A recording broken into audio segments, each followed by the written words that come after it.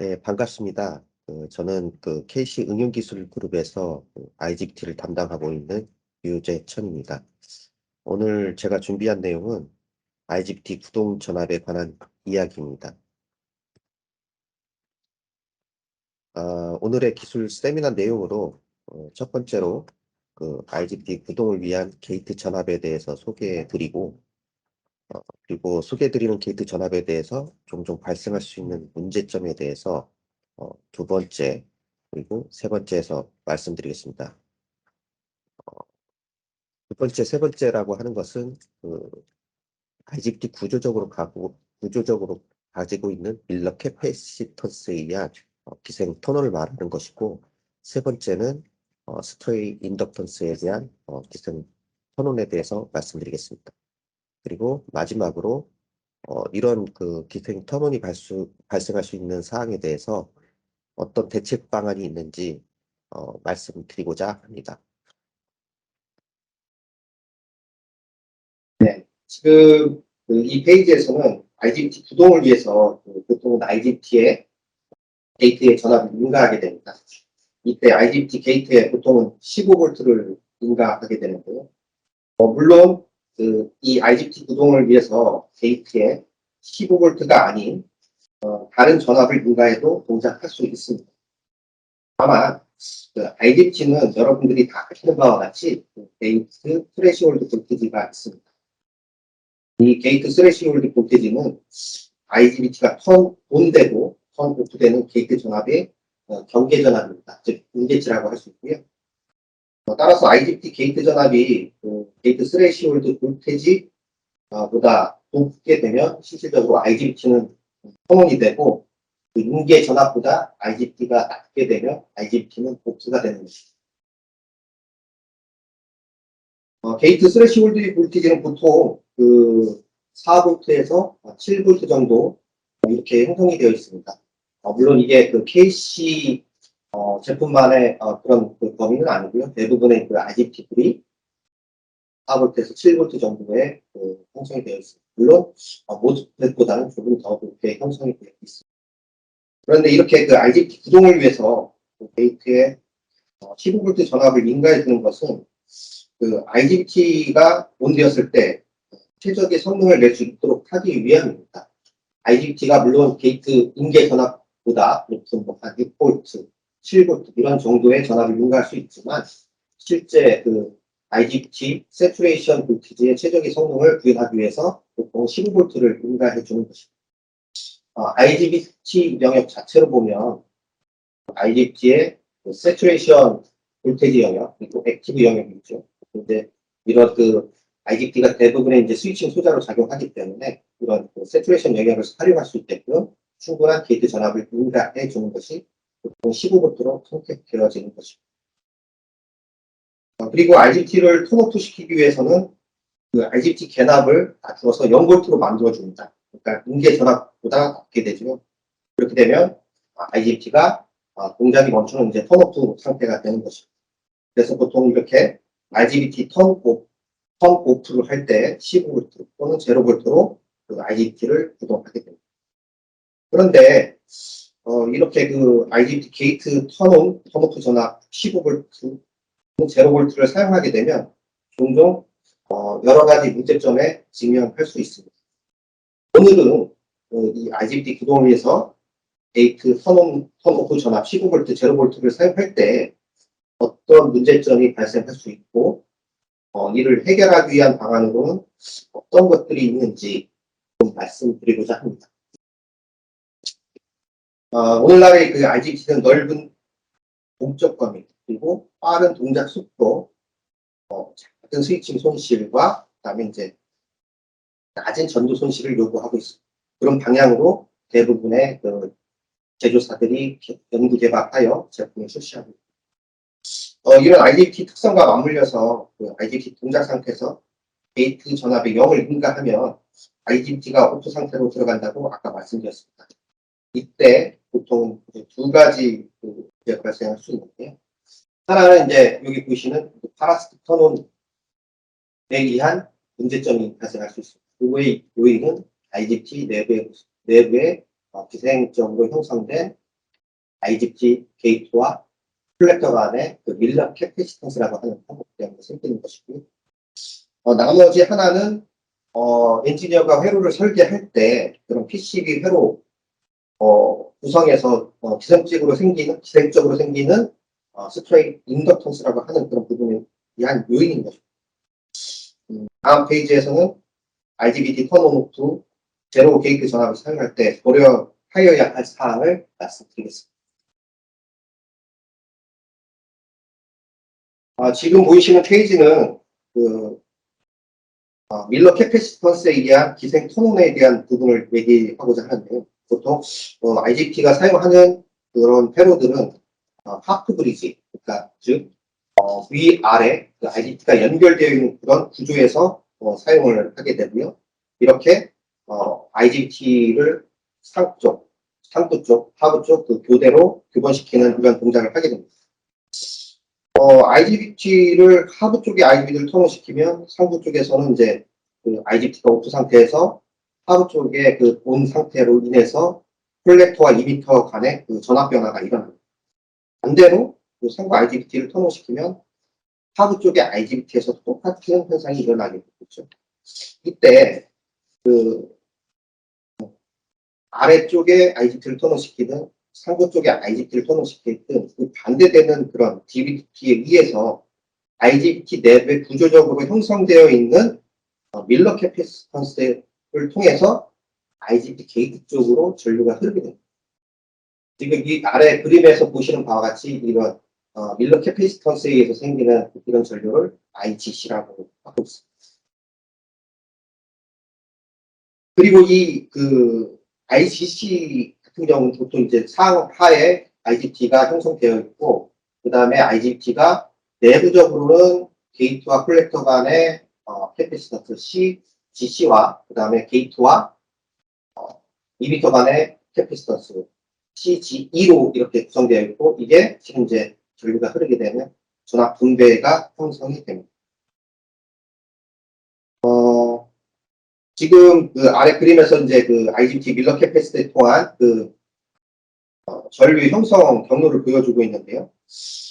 이 밀러 캐패시터스에 의한 그 IGC는 보통 이제 여기 보이시는 이제 게이트와 콜렉터 간의 밀러 캐패시턴스, 그리고 직렬 저항, 그리고 게이트 쪽에 여기는 뭐 형성이 안 되어 있습니다만 게이트 이미터 쪽 사이에 캐패시턴스 CGE를 통해서 이제 좀 흐르게 되고요. 그래서 그 게이트 전압이 이제 이렇게 되면 형성이 됩니다.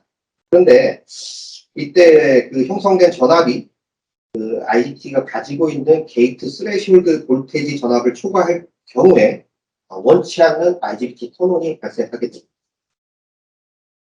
이게 이제 실은 이제 개발자가 원치 않게 설계하지 않게 발생하는 거기 때문에 시스템적으로는 불안정하고 또는 시스템이 망가질 수 있는 현상을 초래하게 되는 것이죠. 더군다나 그 IGBT 칩 온도가 상승하게 되면 IGBT 스레시홀드 볼테이지는 단위 온도당 수 미리 볼테이지만큼 떨어지게 되어 있습니다. IGC가 발생하게 되고 IGBT가 온도가 올라가는 상태라고 한다면 실질적으로 그 IGBT가 이 밀러 캐패시턴스 IGC에 의해서 쉽게 더 턴온이 될 수 있다는 것을 의미하게 되는 것이죠. 이 장에서는 이 밀러 캐패시턴스에 의한 기생 턴온에 대해서 좀 말씀드렸고요. 이 장은 그 스트레이트 인덕턴스에 의한 그 IGBT 기생 턴온에 대해서 좀 말씀드리고자 합니다. 그 아래 그 회로 이렇게 보이시는 부분도 마찬가지로 이제 좀 전에 설명드렸던 하프 브리지 회로로 되어 있고 IGBT가 상하로 이렇게 연결되어 있습니다. 아래 회로에서 그 IGBT 2m 쪽에 2m 쪽에 기생 인덕턴스 성분이 존재하고 있죠. 그 부분이 있고요. 이 성분에 의해서 그 전압이 유도될 수가 있습니다. 그러니까 부하전류가 보통 여기에 흐르던 부하전류가 오프될 때 이제 이 인덕턴스 성분에 의해서 전압이 형성될 수 있다라고 하는 것이죠. 그게 이제 수식으로 보면은 여기 보이시는 그 수식과 일단 이 요인에 대해서 잠깐 이제 동작적인 부분으로 말씀드리면, IGT 1이라고 되어 있는 부분이 있습니다. T1. 이 T1을 이제 온시키면, 요 밑에 있던 이제 프리리 다이오드 D2, 요 IGT 안티패러렐로 달려있는 다이오드가 D2 되어 있죠. 이 D2에서, IGT의 그러니까 T1의 IGT가 동작할 수 있는 상태로, 그러니까 전류 방향이 바뀌게 됩니다. 전환이 됩니다. 그때 다이오드 D2의 역 회복에 의해서 생성된, 여기 이제 전류, 이 부분이 생성되는데, 이게 이제 DIDT죠. DIC2DT라고 하는 그런 부분에 의해서, 하부 쪽에, 2m 쪽에 생성된 기생 인덕턴스에 의해서 전압이 유도되고, 그리고 그 다음에 T2, 그러니까 그 밑에 하부 IGBT 2m 쪽에, 이쪽이 전압이 이제, 내려가가지고, 이제 실제 그라운드보다도 더 낮은 전위로 바뀌게 되는 것이죠. 음전위로 바뀌게 됩니다. 그리고 높은 이제 여기 전류의 DIDT가 발생하게 되면 이제 유도전압에 이제 의해서 실제 이제 이 전위가 낮아지게 되니까 이제 실제 게이트의 인계점이 높아질 수 있는 그런 부분이 생깁니다. 전압이 형성돼서. 그렇게 되면은 실제 이제 IGBT가 가지고 있는 그 게이트 스레시홀드 볼티지보다 높은 전압이 생성이 된다 그러면 이것도 마찬가지로 IGBT의 기생 토론이 발생하게 됩니다. 결국은 하프 브리지 계열의 상부 쪽, 하부 쪽에 연결된 IGBT가 동시에 토론이 되는 그런 현상이 발생할 수 있다라고 하는 것입니다. 이것이 바로 이제 설계상에서 생기는 기생 인덕턴스에 의해서 생기는 기생 토론이라는 것이죠. 그래서 이제 IGBT가 기생 토론이 되는 두 가지를 잠깐 말씀드렸습니다. IGBT 구조적으로 밀러 캐피시턴스에 의해서 생기는 부분, 그리고 개발자, 엔지니어가 설계할 때 PCB 패턴상에서 IGBT와 맞물려서 생기는 스트레이트 인덕턴스에 의해서 생기는 부분, 이 두 가지에 의한 부분을 좀 말씀드렸고요. 이 두 가지는 이제 실제 설계자가 원치 하지 않는 그런 부분이죠. 실제 IGBT는 설계자가 원하는 대로 동작이 되어야 되고, 그렇게 제어가 되어야 되는데도 불구하고, 이런 두 가지 요인 때문에 제어할 수 없는 멀버뭉션 상태로 들어가는 거죠.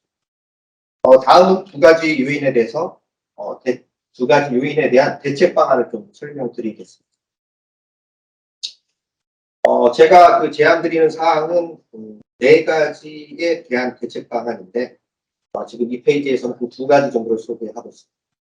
첫 번째는, 회로적으로 게이트 온 저항과 게이트 오프 저항의 분리 사용을 제안드리고자 합니다. 지금 이 회로에서 보시는 것과 같은 회로로 구성되어 있고요. 물론 그렇게 사용하시는 분들도 있고, 때때로는 이제 IGBT 온 저항을 하나로만 써서 온과 오프 저항을 같이 사용하는 그런 설계도 하고 있습니다. 그렇지만 제가 여기서 제안드리는 사항은 게이트 온 저항과 오프 저항을 분리 사용하라고 하는 것입니다. 아시는 바와 같이 IGBT 터는 과정에서 전압 변화 그리고 전류 변화는 게이트 저항, 시리즈 저항에 의해서 영향을 받을 수 있습니다. 게이트 저항이 증가한다고 하면 전압 및 전류의 변화가 감소한다. 그러니까 급격한 변화를 하지 못하도록 만드는 것이고요. 물론 이제 이렇게 IGBT 게이트 저항이 커지게 되면 IGBT 속도는 좀 속도가 느려지게, 동작 속도가 느려지게 되고, 또 사이드 이펙트, 부가적인 악영향이 좀 있을 수 있습니다.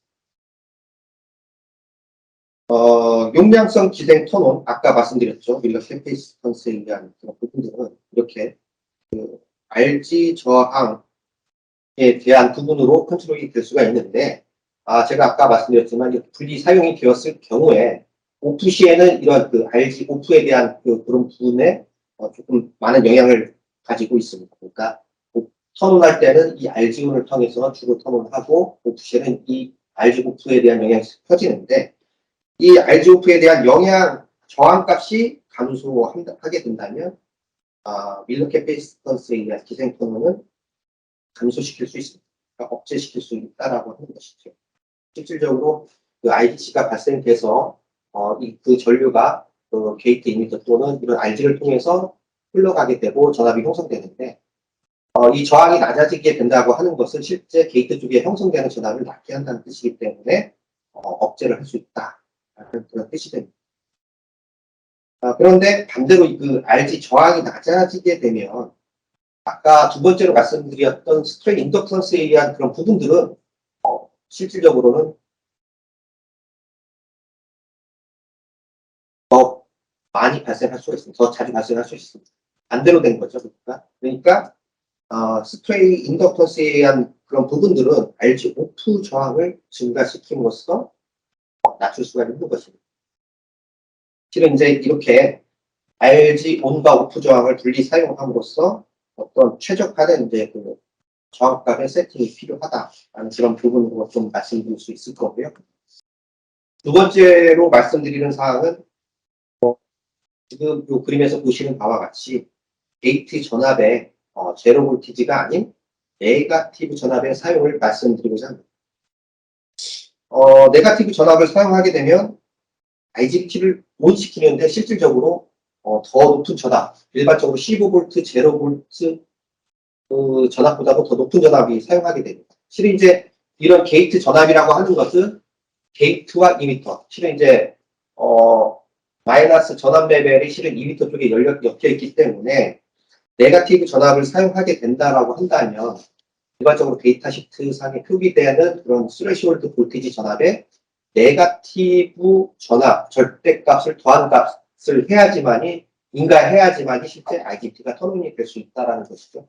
그렇기 때문에 실질적으로는 IGBT 게이트 이미터에는 15V 제로볼트보다 15V 또는 마이너스 네거티브 볼티지를 사용하게 되면 더 높은 인가 전압을 더 높은 전압을 인가해야지만이 IGBT가 턴온이 될 수 있다는 것입니다. 이것은 뭐냐면 아까 말씀드린 밀러 캐패시턴스에 의한 몰 펑션 그리고 스트레이 인덕션스에 의한 그런 몰 펑션들이 쉽게 발생할 수 있는 것을 억제한다는 얘기입니다. 그런 그 몰 펑션에서 게이트에 형성되는 전압이 아주 높게 떠야지만이 IGBT를 동작할 수 있게 만든다는 것이죠. 그렇기 때문에 이런 게이트 쪽에 드라이브 볼티지로 15V 또는 네거티브 볼트에서 네거티브 전압을 사용하게 되면 상당히 좀 안정적인 회로를 구현할 수 있다라고 말씀드릴 수 있을 것 같습니다.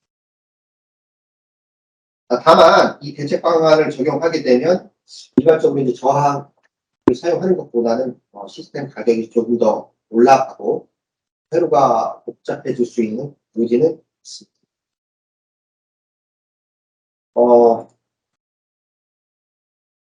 다음은 이제 세 번째 그 대책 방안입니다. 세 번째 대책 방안은 게이트 이미터에 부가적으로 그 캡을 사용하는 것입니다. 지금 여기 보이시는 이제 어디셔널 캡이라고 해서 G라고 하는 그 캡을 가는 것이죠.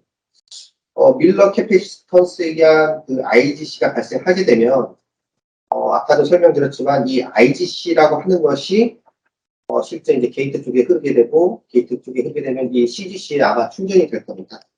그렇게 되면은 이 CGC에 의한 그런 부분에 의해서 그 IDC가 발생하더라도 게이트 전압이 낮아질 수 있는데 그것은 이제 이론적으로 보면 실제 IDC가 발생해서 이 CD에 저희가 충전되고 나면 실제 이제 IDC가 토론되기 위한 CIS라는 값이 이 CG하고 게이트와 이미터에 연결된 CGE의 그 병렬 형태로 나타내는 값이 되게 됩니다. 그렇게 되면 CG와 CGE의 그 캐피시턴스 값이 더해져서 더 높은 캐피시턴스가 형성이 됩니다. 그렇게 되면 많이 저희들이 알고 있는 바와 같이 캐피시턴스의 전압 분배 법칙에서 알 수 있듯이 캐피시턴스 값이 커지게 되면 그거에 분배되는 전압은 낮아진다라고 하는 그런 이론적인 배경이 있습니다. 그래서 CG 값을 부가적으로 달게 된다면 실은 이제 밀러 캐패시턴스에 의해서 발생할 수 있는 몰 펑션을 예방할 수 있다라는 게 지금 제안드리는 그 솔루션의 요지입니다.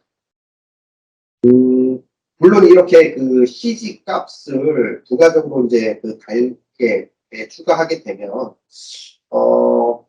IGBT 구동한 게이트 드라이버의 파워가 실은 증가할 수가 있고요. 또 그 IGBT 캡 값에 의해서 스위칭 시간, 그리고 손실 등이 그 영향을 받을 수 있습니다. 악영향이 있죠, 실질적으로. 그래서 이제 C 값을 선정하는 것도 상당히 중요한 부분이라고 좀 할 수 있을 것 같습니다. 네, 다음은 마지막으로 그 솔루션 제안 대책 방안인데요. 여기서 말씀드리고자 하는 것은 그 액티브 밀러 클램프라고 하는 그런 회로 또는 IC의 사용입니다. 원치 않는 전원 켜기를 방지하기 위한 그런 부분의 대책 방안은 게이트 전압을 낮추는 것이고, 그것의 가장 효과적인 부분이 실질적으로 게이트 리미터를 단락시키는 것이겠지요. 그렇게 해서 게이트에 기생적으로 생기는 전압을 아주 빠르게 없애주거나 아주 낮춰주는 그런 방향으로 대책을 하는 것인데요. 그게 이런 액티브 밀러 클램프의 대책 방안입니다. 실은 이제 이런 액티브 클램프 회로는 좀 전에도 말씀드렸지만 회로를 구성해서 하는 방법, 그 다음에 이런 이제 액티브 클램프 회로가 들어가 기능을 가지고 있는 그 IC를 사용하는 방법이 있습니다.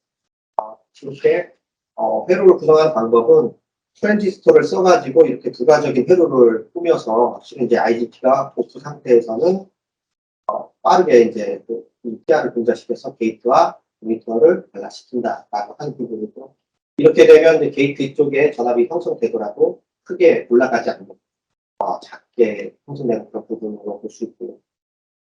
그림에서 보시는 바와 같이 지금 요 오른쪽 그림에 보면은 상단에는 그 액티브 밀러 클램프가 적용되지 않은 회로가 적용되어 있고, 그 하단에는 액티브 클램프 밀러 클램프 회로가 적용되어 있는 회로가 적용된 그 게이트 파형입니다. 위에는 상당히 높게 형성이 되었고, 액티브 클램프 회로가 적용되었을 때 이렇게 전압이 내려가는 것을 보실 수 있을 것입니다.